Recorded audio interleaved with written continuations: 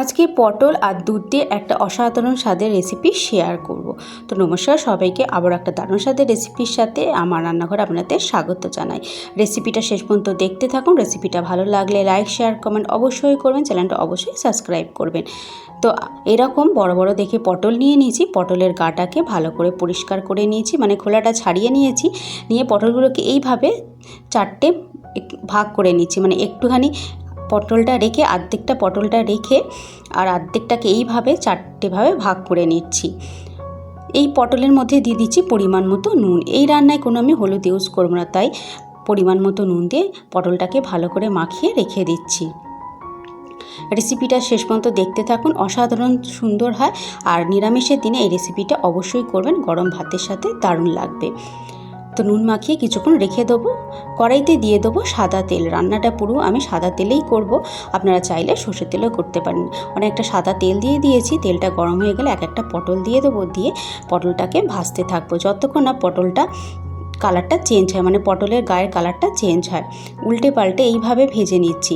তো পটলের গায়ের কালারটা অনেকটাই চেঞ্জ হয়ে গেছে, মানে একটু লাল লাল হয়ে গেছে। হয়ে গেলে এবার এই পটলটাকে একটা একটা করে তুলে নেবো। পটলগুলোকে একটু উল্টে পাল্টে ভালো করে ভেজে নিচ্ছি, আমার চারদিকটা একটু লাল রং আসে। তো পটলগুলোকে এবার আমি তুলে নিচ্ছি। এক একটা করে পটলগুলোকে আমি তুলে নিচ্ছি। তোলা হয়ে গেলে এবার একটা পেস্ট রেডি করব। তার জন্য নিয়ে নিয়েছি একটা মিক্সি জার। মিক্সি জারের মধ্যে আমি দেবো প্রথমে টমেটো। এখানে একটা বড় সাইজের দেখে টমেটো আমি দিয়ে দিচ্ছি।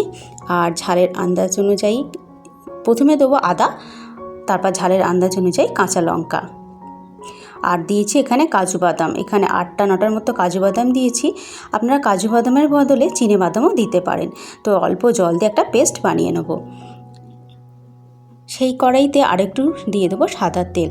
সাদা তেল দিয়ে একটা শুকনো লঙ্কা ফোড়নে দিয়ে দেবো। শুকনো লঙ্কাটা একটু এপিট এপিট করে ভেজে নেবো, মানে কালার আসা না পর্যন্ত একটু ভাজতে থাকবো। দিয়ে দেবো একটু গরম মশলা ফোড়ন। গরম মশলায় দিয়েছি দারচিনি, লবঙ্গ আর ছোটো এলাচ। এবার দিয়ে দিয়েছি একটু গোলমরিচকে একটু থেঁতো করে নিয়েছিলাম। একটু থেঁতো করে নিয়ে সেই গোলমরিচটা দিয়ে দিচ্ছি আমি এখানে। এতে রান্নাটা আরও সুন্দর খেতে হবে আর একটা সুন্দর গন্ধ আসবে। আর যে পেস্টটা রেডি করেছিলাম টমেটো, কাজু বাদাম, আদা আর কাঁচা লঙ্কা, সেই পেস্টটা আমি দিয়ে দিলাম। এবার দিয়ে দেবো এখানে জিরে গুঁড়ো অল্প পরিমাণে। এই রান্নাতে আমি বলেছি না কোনো হলুদ ইউজ করবো না, তাই আমি এখানে কোনো হলুদ আর দিলাম না। আর ঝালের জন্য আমি আগেই কাঁচা লঙ্কা দিয়ে দিয়েছি পেস্টের মধ্যে। একটু কষিয়ে নিয়ে পরিমাণ মতো নুন চিনি দিয়ে দিলাম। মশলাটাকে কিন্তু খুব ভালো করে কষিয়ে নেব। মশলাটা কিন্তু খুব সুন্দর করে আমার কষানো হয়ে গেছে। মশলাটা কষানো হয়ে গেলে একটু গ্যাসটাকে আমি বন্ধ করে দিয়েছিলাম, মানে এই কড়াটাকে একটু ঠান্ডা করে নিয়েছিলাম। ঠান্ডা করে নিয়ে এবার দিচ্ছি দুধ। 1 বাটির মতো দুধ দিচ্ছি। এখানে দুধটাকে ভালো করে আগে থেকে ফুটিয়ে নিয়েছি। ফুটিয়ে নিয়ে দুধটাকে দিচ্ছি। গরম মশলার মধ্যে আমি দুধটা দিলাম না, যদি দুধটা কেটে যায়, তাই মশলাটাকে ভালো করে কষিয়ে একটু ঠান্ডা করে নেওয়ার পরে আমি এই দুধটা দিলাম।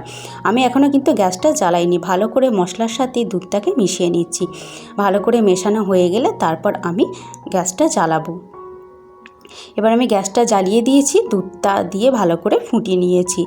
যদি দুধ দেওয়ার সঙ্গে সঙ্গে কেটে যায়, তাই কড়াইটাকে অবশ্যই একটু ঠান্ডা করে নেবেন। এবার আমি একটা একটা করে পটলগুলোকে দিয়ে দেবো। পটলগুলোকে দিয়ে একটু হাই ফ্লেমে ফুটিয়ে নেব 5-7 মিনিটের জন্য। এখানে কালারের জন্য অল্প একটু কাশ্মীরি লঙ্কার গুঁড়ো দিচ্ছি। এটা অপশনাল, দিতেও পারেন নাও দিতে পারেন। কাশ্মীরি লঙ্কার গুঁড়ো দিলে রঙটা কিন্তু খুব একটু সুন্দর আসবে। দিয়ে 10 মিনিটের জন্য এটাকে ফুটিয়ে নেব। 10 মিনিটের জন্য এটাকে ফুটিয়ে নিয়েছিলাম। খুব সুন্দর তৈরি হয়েছে এবং একটু একটু ঘনও হয়ে গেছে। এর থেকে বেশি আর এটাকে ঘন করব না, তাহলে এটা একদম শুকনো হয়ে যাবে। ঝোলটা আপনারা আপনাদের আন্দাজ অনুযায়ী রাখবেন। উপর থেকে একটু গরম মশলা দিয়ে দিচ্ছি আর দিয়ে দিচ্ছি একটু ঘি। ভালো করে মিশিয়ে নেব। মিশিয়ে নিয়ে একটু স্ট্যান্ডিং টাইমে রেখে দিলেই রেডি হয়ে যাবে এই আমাদের তৈরি দুধ পটল। অসাধারণ কিন্তু খেতে হয়। নিরামিষের দিনে অবশ্যই এই রেসিপিটা তৈরি করে খাবেন, যেটা লুচি, রুটি, পরোটা বা ভাতের সাথে তো দারুণ লাগবে। রেসিপিটা ভালো লাগলে অবশ্যই চ্যানেলটা সাবস্ক্রাইব করবেন। আরও নিত্য নতুন রেসিপি পাওয়ার জন্য ভিডিওটা শেষ পর্যন্ত দেখার জন্য অসংখ্য ধন্যবাদ। আবারও দেখা হচ্ছে অন্য কোনো একটা নতুন রেসিপির সাথে। ততক্ষণ সবাই ভালো থাকবেন আর সুস্থ থাকবেন।